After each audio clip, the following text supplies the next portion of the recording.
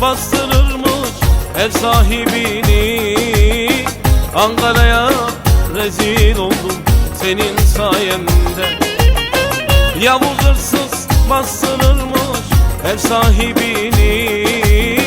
Ankara'ya rezil oldum senin sayende. Haydi eğlen durma eğlen çok müsait.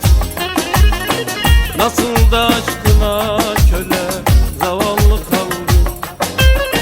Çal bir Ankara havası, gül oyna eğlen. Bu can emrine amade bebeğim benim. Haydi eğlen durma eğlen çok müsait. Nasıl da aşkına köle zavallı kalbim. Çal bir Ankara havası, gül oyna eğlen. Bu can emrine amade aslanım benim.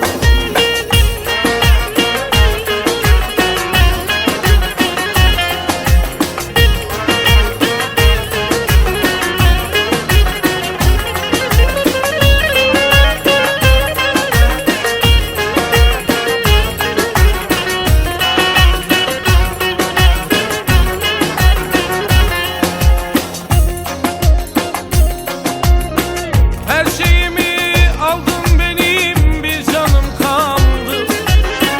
Hep uğruna işlediğim günahım kaldı. Her şeyimi aldın benim, bir canım kaldı. Hep uğruna işlediğim günahım kaldı. Ne kötü talihim varmış, eline düştü.